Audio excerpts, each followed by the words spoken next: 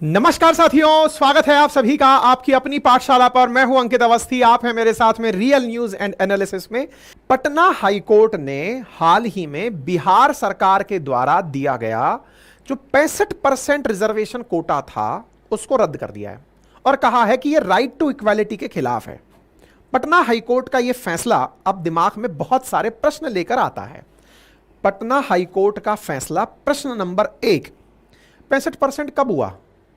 मतलब क्या वहां पर रिजर्वेशन 65% दिया जाता है बिहार में? अच्छा, नंबर 1।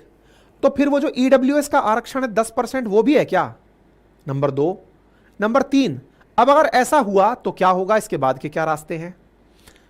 भारत में अधिकतम आरक्षण कितना दिया जा सकता है? किस आधार पर इसे रद्द किया गया है? आरक्षण की संवैधानिकता क्या है? आरक्षण को संविधान में कहां लिखा गया है? और सबसे इंपॉर्टेंट प्रश्न, बिहार में क्या वाकई में आरक्षण की आवश्यकता है? और अगर आवश्यकता है तो यह फैसला क्या बिहार के लिए सही है? बस इन्हीं बातों को ध्यान में रखकर आज का सेशन कर रहे हैं। तो चलिए पहले हेडलाइंस देखते हैं कि Patna high court strike down 65% quota in Bihar.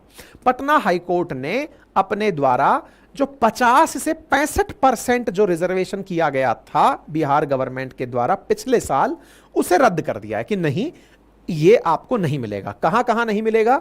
Job के केस में और कॉलेज के केस में रिजर्वेशन नहीं दिया जाएगा। ये सुर्खी बनती है, ठीक है। खबर को पढ़ लीजिए कि 20 जून को शैक्षणिक संस्थानों और सरकारी नौकरियों में पिछड़ा वर्ग यानी बैकवर्ड क्लास, अत्यंत पिछड़ा वर्ग, अनुसूचित जाति और अनुसूचित जनजाति के जो आरक्षण की सीमा 50 से 65% की हुई थी, बिहार विधानमंडल के द्वारा 2023 में उसे रद्द कर दिया है कि नहीं साहब, आप ऐसा नहीं कर सकते। ऐसा क्यों किया? क्योंकि 27 नवंबर को पटना हाईकोर्ट में एक पीआईएल याचिका दायर की गई थी जिसमें राज्य के सामने यह बात रखी गई थी, मतलब हाईकोर्ट के सामने, कि सर रिजर्वेशन की अपर सीलिंग 50% है तो फिर यह 65% कैसे कर सकते हैं। बस इसी को ध्यान में रखते हुए इसको रद्द कर दिया गया है। अब यह 50% का क्या लॉजिक है, कैसे हुआ, ये सब बातें अब मैं आपको डिटेल में बताता हूं, तो ध्यान से सुनिए। आपको यह याद होगा कि भारत की राजनीति में इन दिनों एक बहुत नया मतलब नैरेटिव आया है, एक नई बात निकल कर आई और पिछले 2-3 सालों में बहुत ज्यादा इस बात को उठाया गया है। और वो क्या है? मतलब देखिए, भारत में अब संघर्ष अलग अलग तरीके से एग्जिस्ट करता चल रहा है। पहले गरीबी अमीरी का संघर्ष था, लंबे समय तक जो पूर्व की सरकारें रही हैं उन्होंने गरीबी हटाने की बात की। फिर गरीबी से भारत धीरे धीरे उबरने लगा, तो बोले अब क्या करें? तो बोले जातियों को यह बताया जाए कि आपकी प्रोग्रेस में आपका जो हक खाने वाली जातियां हैं ये बड़ी जातियां हैं। बड़ी जातियां बोले तो ये जो जनरल कास्ट के लोग हैं ना, जो ब्राह्मण हैं, वैश्य हैं और ये ब्राह्मण हैं, बणिये हैं, राजपूत हैं, बोले ये आपका हक खा रहे हैं। हक खा रहे हैं से मतलब, बोले उदाहरण के रूप में देखिए कि आप अगर किसी सरकारी पद को देखेंगे तो सरकारी कार्यालय में बड़े पदों पर बैठे हुए जो अधिकारी हैं वो जनरल कास्ट के हैं, मेजॉरिटी जनरल कास्ट के हैं, लगभग 80 से 85%। अगर जुडिशरी में देखेंगे तो 85 से 90% के आसपास आपको जनरल कास्ट के लोग दिखाई देंगे। और देश की बड़ी आबादी है, उसका रिप्रेजेंटेशन है ही नहीं, ना सरकारी पदों पर है, ना फिर न्यायपालिका के अंदर है, ना कॉलेजेस के अंदर है। जहां देखो वहां पर यही लोग दिखाई दे रहे हैं। अच्छा, ये एक नैरेटिव जनता के सामने सही सेट किया गया। अच्छा, इसमें सत्यता भी थी। कैसे? कि इतनी बड़ी आबादी है तो उसको फिर एडिक्वेट रिप्रेजेंटेशन क्यों नहीं है? अब इस बात को पॉइंट समझना, यहीं से ही सारी बहस शुरू होती है।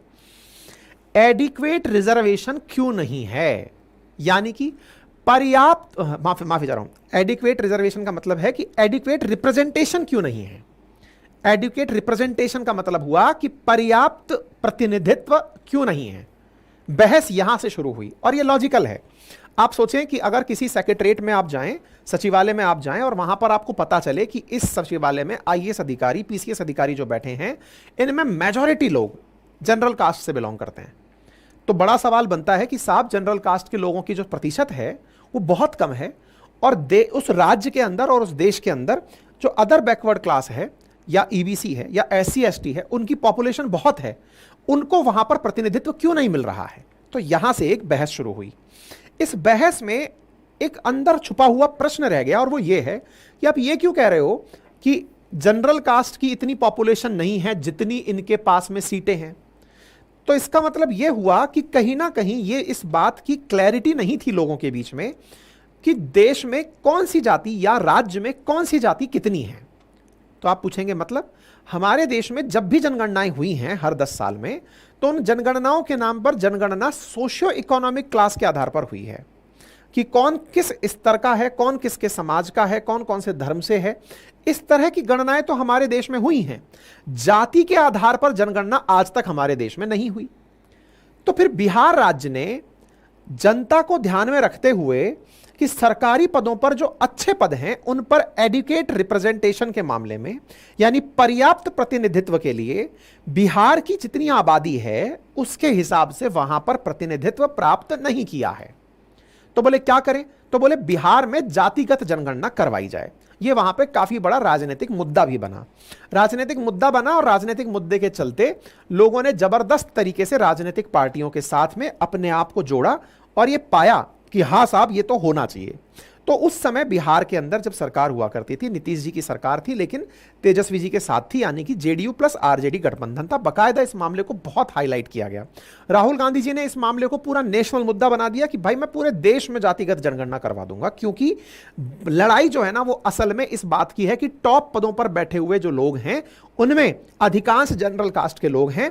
आबादी हमारे देश के अंदर अदर कास्ट की ज्यादा है, तो जनरल कास्ट के लोगों के पास इतने पद क्यों हैं? और बस इसी बात का जो नैरेटिव है ये जनता को एक करने के लिए काम में लिया जाने लगा। ठीक है साहब। तो बिहार पहला राज्य बना जिसने जातिगत जनगणना करवा दी 2022 में। जातिगत जनगणना जब कराई और उसका 2022 में ही रिजल्ट निकाल दिया और पता लगाया कि साहब देखो बात ऐसी है कि हमारे देश में जो रिजर्वेशन चल रहा है, अच्छा मैं इस चीज में भी आपको थोड़ा सा बता देता हूं कि वहां पर पर्याप्त प्रतिनिधित्व की जो लड़ाई है वो असल में शुरू रिजर्वेशन के लिए तो होती है ना, कि वहां पर अल्टीमेटली क्यों नहीं और पदों पर लोग पहुंच रहे हैं। तो कहा जाता है कि लोगों में संभवतया अवेयरनेस की कमी रही होगी। बोले क्यों? बोले हमारे देश में ऑलरेडी 50% रिजर्वेशन दिया हुआ है। बोले कैसे दिया हुआ है? बोले हमारे देश में 27% रिजर्वेशन सीट्स का ओबीसी को दिया हुआ है, 15% एससी को दिया हुआ है और 7.5% एसटी को दिया हुआ है। और जब से ईडब्ल्यूएस को आरक्षण मिला है तब से 10% और आरक्षण हो गया है। हमारे देश में कुल 59.5% आरक्षण है ऑलरेडी। इंदिरा साहनी केस जो 1992 में हुआ तब तक 49.5% ही रिजर्वेशन हुआ करता था।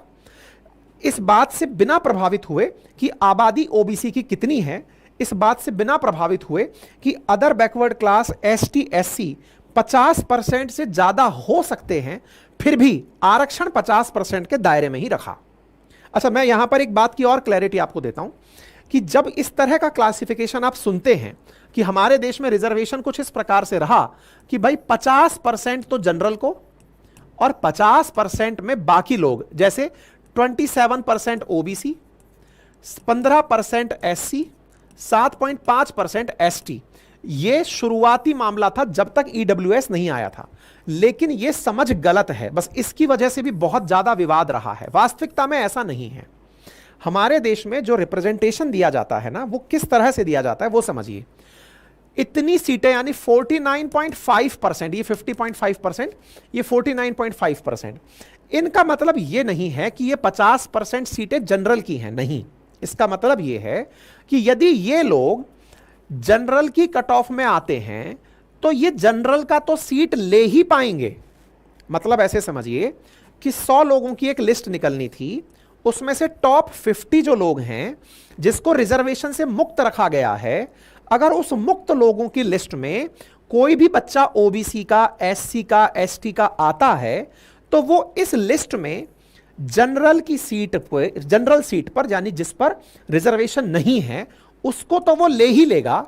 उसके अलावा भी वो जो बची हुई सीटें हैं उसका वो भागीदार बनेगा।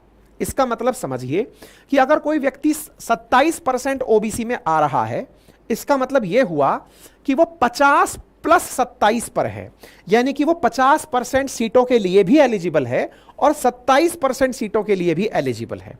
कुछ लोग यहां पर मैथमेटिक्स के जानकार बनेंगे और वो कहेंगे ऐसे तो भाई साहब 50 प्लस 27 1 हो गया, 50 प्लस 15 1 हो गया, 50 प्लस 7.5 1 हो गया। तो बोले इस तरह से तो हमारे देश में पता नहीं कईयों परसेंटेज निकल के आ जाएगी। जी नहीं जनाब, 50% कॉमन है।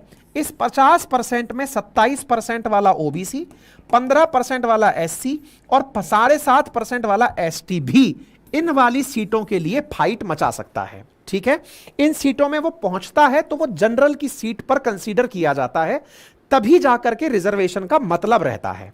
बहुत बार लोगों में ये बहस हो जाती है, बहुत से बच्चे जब रिजर्वेशन समझने के लिए क्लासेस में क्वेश्चन करते हैं तो उनके दिमाग में एक बड़ा प्रश्न रहता है कि सर इतनी बड़ी आबादी को मात्र 27% सीटें ही क्यों दी गई। गलत, 27% सीटें नहीं दी गई, ये 27% ये जनरल जो सीटें हैं इसके अलावा दी गई। यानी इस पे तो आप सब उम्मीदवारी कर सकते हो, पूरा की पूरा देश विदाउट एनी कास्ट, जितने भी प्रकार के लोग देश में रहते हैं वो इन सीटों के लिए, ये सामान्य सीटें हैं, जनरल कास्ट की सीटें नहीं हैं। सामान्य सीटों का मतलब यह है कि ये विदाउट रिजर्वेशन सीटें हैं, इन्हें आप यूआर कैटेगरी अगर कहें तो ज्यादा अच्छा होगा, लेकिन हमारे देश में इसे जनरल जनरल बोल करके यह कर दिया गया कि ये जनरल कास्ट के लिए रिजर्व हैं। इससे भी बहुत सारे लोगों में भयंकर द्वंद्व रहता है। अगर आपने कॉम्पिटिटिव एग्जाम दिया है तो आप कॉम्पिटिटिव एग्जाम में इस थॉट को पहले रखें कि ये जो अनरिजर्व्ड कैटेगरी है ना, इसका मतलब है कि ये ओपन टू ऑल कैटेगरी है, इसमें हर कोई व्यक्ति कॉम्पीट कर सकता है। लेकिन इसके अलावा जो 27% ओबीसी है, इसका मतलब है कि इसमें केवल ओबीसी जाएगा। 15% अगर एससी है तो इसमें केवल एससी जाएगा, 7.5% एसटी है तो इसमें केवल एसटी जाएगा, इन पर कोई और कॉम्पीट नहीं कर पाएगा। इसका मतलब ये रिजर्व कैटेगरी है और ये अनरिजर्व कैटेगरी। तो ये पहले थोड़ा सा बेसिक डिफरेंस समझ लीजिए, ठीक है साहब, कोई बात नहीं। बिहार में कास्ट सेंसस होता है, कास्ट सेंसस में आंकड़े निकल कर आते हैं। तो आंकड़े क्या निकल करके आते हैं बिहार के अंदर, और वो किस तरह से आते हैं कि बिहार में जो एक्सट्रीम बैकवर्ड क्लास है ना, वो वहां की कुल पॉपुलेशन का 13.7 करोड़ पॉपुलेशन है, तो बोले वहां की कुल पॉपुलेशन का 36% एक्सट्रीम बैकवर्ड है। कहां पर? बिहार में। अदर बैकवर्ड 27% है, शेड्यूल कास्ट 19.65% है, शेड्यूल ट्राइब 1.68% है, और बाकी जो अन्य धर्म के जो लोग हैं उनकी परसेंटेज 1% से कम है। ठीक है साहब, तो इस प्रकार से यहां की जो कुल पॉपुलेशन का बंटवारा परसेंटेज पॉपुलेशन के हिसाब से किया गया, उस पॉपुलेशन में चूंकि कास्ट बेस था तो इनको ध्यान में रखते हुए अब आप खुद से विचार कीजिए कि हमारे देश के अंदर जो रिजर्वेशन दिया जाता है वो इस जाति के आधार पर दिया जा रहा है। जातिगत आधार पर रिजर्वेशन में पता चलता है कि आधी से ज्यादा आबादी तो ईबीसी प्लस ओबीसी की है, तो फिर रिजर्वेशन को 50% के दायरे में ही क्यों रखना। और हां, 10% तो ईडब्ल्यूएस अलग से चल ही रहा है।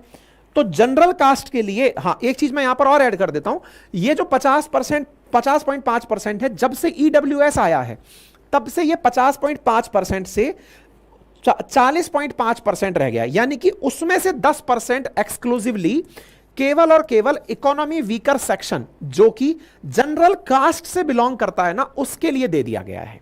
ठीक है ना, तो ये बात अतिरिक्त रूप से अब ऐड और कर लीजिए आप। मतलब एक तरह से जो मैं अनरिजर्व कैटेगरी 50.5% बता रहा था, असल में अब ये 40.5% रह गई है, जिस पर कि आप लोग उम्मीदवारी करते हैं, सब लोग ओपन उम्मीदवारी करते हैं। ठीक है, बिहार में जनगणना हुई जाति के आधार पर, जाति के आधार पर जनगणना हुई, आंकड़े निकल कर आए तो बोले भाई जब जनसंख्या इतनी है तो फिर रिप्रेजेंटेशन इतना कम क्यों है, ओबीसी को 27% रिजर्वेशन क्यों है, ओबीसी में तो ईबीसी वाले भी रिजर्वेशन ले रहे हैं, तो बोले रिजर्वेशन बढ़ाया जाना चाहिए। और यही हुआ साथियों, यहां पर रिजर्वेशन के अंदर रिजर्वेशन क्राइटेरिया को बढ़ा दिया गया, और जो हमारे देश में ओबीसी का 27%, एससी का 15%, एसटी का 7.5% रिजर्वेशन इन जनरल चलता है, उसको चेंज कर दिया गया बिहार के अंदर, और उसको बढ़ा करके 50 से 65% कर दिया गया। यानी 10% ईडब्ल्यूएस वाला मिला दिया जाए। जब से देश में 10% ईडब्ल्यूएस हुआ है तब से रिजर्वेशन ऑलरेडी इंदिरा साहनी को क्रॉस कर चुका है। लेकिन अगर इंदिरा साहनी, मतलब यहां पर भी उस बात को देखा जाए तो 50 अब यहां पर 65% बन चुका है बिहार में, प्लस 10% ईडब्ल्यूएस, यानी बिहार की कुल आबादी 75% रिजर्वेशन में आ गई। लड़ाई कहां से शुरू हुई थी? एडिक्वेट रिजर्वेशन से। एडिक्वेट का मतलब पर्याप्त प्रतिनिधित्व के अभाव में रिजर्वेशन दिया जाए ताकि पर्याप्त प्रतिनिधित्व लोगों का सरकारी पदों पर हो, उच्च पदों पर हो, यह वाला प्रतिनिधित्व की बात की गई। अच्छा साहब, इस प्रतिनिधित्व के केस में हाईकोर्ट ने क्या फैसला दिया, अब वो समझिए। हाईकोर्ट ने अपनी तरफ से जो पीआईएल दायर की गई उस पर फैसला सुनाते हुए कहा कि आप असल में adequate representation versus proportionate representation में कंफ्यूज हो गए लगता है। मतलब जितनी आबादी है उतना ही परसेंटेज में लोग वहां होंगे, ये वाली बात होती है प्रोपोर्शनेट रिप्रेजेंटेशन। कि अगर देश अब उस समाज में इतना परसेंट ये आदमी है तो इतना परसेंट सीटें इसकी होनी ही चाहिए, दैट इज प्रोपोर्शनेट रिजर्वेशन।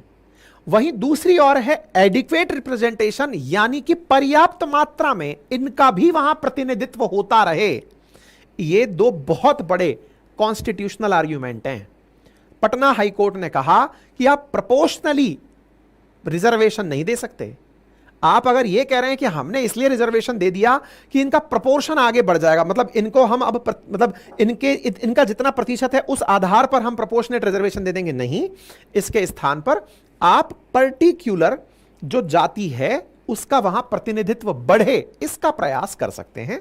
यह कहते हुए पटना हाईकोर्ट ने इंदिरा साहनी वाला जो मामला 1992 है उसको आधार मानते हुए 65% को वापस 50% कर दिया। ठीक है, बिहार के अंदर आरक्षण को लागू करके ईबीसी के लिए जहां 18 से 25% किया गया था, ओबीसी को 12 से 18 किया गया था, एससी को 16 से 20 किया गया था, एसटी को 1 से 2% किया गया था, क्योंकि बिहार में एसटी पॉपुलेशन ऑलरेडी बहुत कम है। तो ऐसी स्थिति में इसको स्ट्रक डाउन कर दिया है। ठीक है, तो ये जो खबर है कि बिहार गवर्नर के द्वारा जो अप्रूव किया गया था वो पीआईएल के माध्यम से लौटाकर अब वापस ले आए हैं। ठीक है, अब बड़ा प्रश्न ये तो खत्म हो गया कि हाईकोर्ट ने क्या कहा। अब इसके बाद में क्या होगा? अब वो बाद में क्या होगा कि हाईकोर्ट के स्थान पर अब सुप्रीम कोर्ट जाएंगे, सुप्रीम कोर्ट के अंदर फिर से ये इंदिरा साहनी वाला मामला फिर से विवाद में आएगा।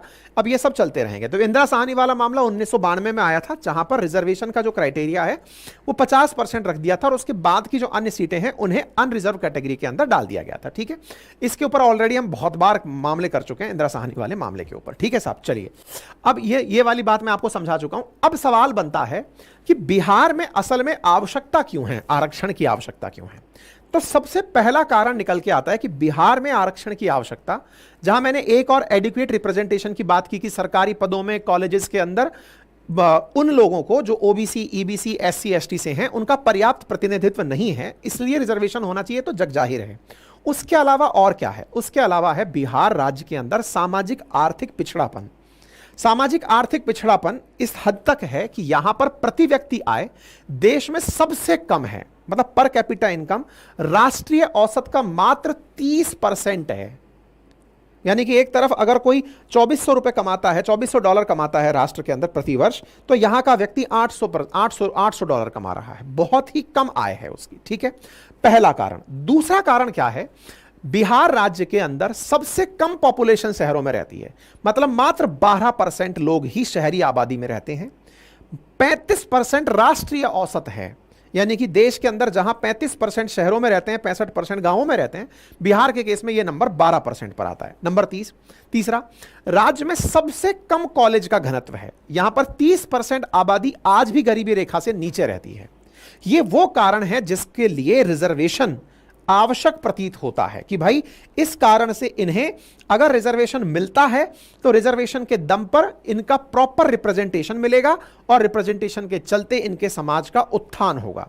पिछड़े वर्ग का जो भी एससी एसटी पिछड़ा वर्ग है उसका सरकारी नौकरियों में जितनी आबादी है उतनी मात्रा के अंदर प्रतिनिधित्व नहीं है। बस इसी वजह से बिहार के अंदर रिजर्वेशन की मांग की गई थी। ठीक है, अब सवाल बनता है कि चलो ये तो एक रास्ता हुआ, क्योंकि रिजर्वेशन भारत के संविधान में आर्टिकल 15 और 16 के अंदर जहां दिया हुआ है, जहां एक और सरकारी नौकरी की बात की गई है, एक और कॉलेजेस में रिजर्वेशन की बात की गई है, सो दैट जाति के आधार पर रिप्रेजेंटेशन लोगों को मिले। तो बोले ये जो रिप्रेजेंटेशन की बात है ये तो संभावनाओं पर व्यक्त करता है कि कितनी अपॉर्चुनिटी बनी, क्या वाकई में इतनी जॉब निकली थी, जितनी जॉब निकली उस आधार पर रोजगार मिला। तो बोले वो तो एक अलग बहस है, लेकिन उसके अलावा बिहार को अगर अपलिफ्ट करना है तो क्या किया जा सकता है? तो पहली इंपॉर्टेंट चीज क्या है कि बिहार में शैक्षणिक प्रशिक्षण के कार्यक्रमों को बढ़ावा दिया जाना चाहिए। ऐसे प्रयास किए जाने चाहिए ताकि वहां पर इंडस्ट्रीज पर्याप्त मात्रा में लग सकें। इंक्लूसिव डेवलपमेंट के लिए निवेश प्रोत्साहित करने के लिए सरकार प्रयास करे, क्योंकि मैंने एक बहुत अच्छा सेशन किया हुआ है अंकित इंस्पायर इंडिया पर, अगर समय मिले तो देखिएगा, क्यों पिछड़ा बिहार, ऐसा करके एक सेशन है और उसमें मैंने ये सारे मुद्दे आपके सामने डिटेल में निकाले हैं कि बिहार के पिछड़ने का बड़ा रीजन क्या है। ठीक है ना, तो एक बार आप जरूर उसे देखिएगा। तो असल में अगर बिहार का उत्थान होना है तो बिहार में जो बुनियादी आवश्यकताएं हैं, अगर सिक्योरिटी वहां का प्राइमरी कंसर्न है तो सिक्योरिटी के लिए सरकारें काम करें। अगर एजुकेशन प्राइमरी क्राइटेरिया है, कॉलेजेस का अभाव है, तो सरकारी कॉलेजेस बनाने के लिए सरकार प्रयास करे। साथ ही साथ अगर सरकार को आवश्यक लगता है कि रोजगार में प्रतिनिधित्व कम है तो उनका बढ़ावा देने के लिए लोगों में अवेयरनेस बढ़ाई जाए और बढ़ाने के लिए शिक्षा को बहुत प्रबल तरीके से आगे बढ़ाया जाए। पर कैपिटा इनकम को बढ़ावा देने के लिए निवेश को प्रोत्साहित किया जाए कि उस राज्य के अंदर बहुत सारी कंपनियां आकर के अपना इन्वेस्टमेंट कर सकें। इन्वेस्टमेंट क्यों नहीं करने आ रही हैं, इस कारण को तलाशा जाए। क्या कौन सा ऐसा कारण है? क्या भ्रष्टाचार बहुत हद तक है? क्या सरकार के अंदर जो कानून व्यवस्था है वो लचर है? अगर ऐसा है तो इनसे निपटने के लिए क्या प्रयास किए जा सकते हैं? ये तो सत्य है, संपूर्ण देश इस बात को मानता है कि बिहार और बिहारी, देखिए देश में अगर सबसे मेहनती लोगों में अगर किसी को काउंट किया जाता है तो उनमें यूपी और बिहार के लोगों का नाम आता है। इसके पीछे का रीजन क्या है कि संसाधनों के अभाव के चलते जो जिजीविषा है ना, कि हमारे पास कम संसाधन है उसके बावजूद भी जीवन को बहुत उच्च स्तर पर जीना है, तो उसमें यूपी बिहार वाले लोग टॉप पर आते हैं। और बिहार तो मतलब इसको समझ लो कि पर कैपिटा इनकम दुनिया देश में सबसे कम है, और उसके बावजूद आज राष्ट्र निर्माण में उनकी भूमिका को आप इग्नोर नहीं कर सकते। देश में जहां भी आप इंडस्ट्रीज लगती हुई देख रहे हैं, जहां भी देश में व्यापार होते हुए देख रहे हैं, बड़े कारखाने लगते हुए देख रहे हैं, बड़े कंपटीशन की तैयारी करते हुए देख रहे हैं, हर जगह आपको बिहारी दिखाई दे जाएंगे। बस परेशानी यह है कि वो अपने राज्य से निकलकर दूसरे राज्यों में है, वो गुजरात में है, महाराष्ट्र में है, कर्नाटक में है, तमिलनाडु में है, राजस्थान में है, वो अन्य राज्यों में जाकर के जॉब की तलाश कर रहे हैं। लेकिन बिहारी अपने राज्य में जिस दिन रुक करके अपने ही काम के लिए खड़ा हो गया, उस दिन बिहार की स्थिति क्या होगी ये आप कल्पना भी नहीं कर सकते। वो बिहार जो पहले वाला बिहार था, उस समय जब हर मतलब मौर्यन काल में, गुप्ता काल में, जब हर इतिहास के केंद्र बिंदु में बिहार हुआ करता था, पाटलिपुत्र हुआ करता था, मगध हुआ करता था, वापस उस जगह पर पहुंच सकता है अगर यहां की राजनीतिक चेतना जाग जाए और जनता के बीच में यह अवेयरनेस आ जाए कि हमें किस तरह से अपने आप को अपलिफ्ट करना है। ठीक है ना? तो यह उम्मीद है कि आपको समझ में आ जाए सिंगल में। तो हाँ, अब भारत में संवैधानिक क्या उपबंध कहां पर किए गए हैं? तो आर्टिकल 15(5) के अंदर, 15(3), इस पर भी मैंने बहुत से सेशन किए हुए हैं। संविधान में कहां क्या क्या डाला हुआ है? 15(6) के अंदर, 4 और 5 के अंदर उल्लिखित वर्गों के अंदर ईडब्ल्यूएस के लिए 15(6) यूज किया गया है, और 16(6) जो है वो एजुकेशन के लिए ईडब्ल्यूएस में यूज किया गया है। ठीक है,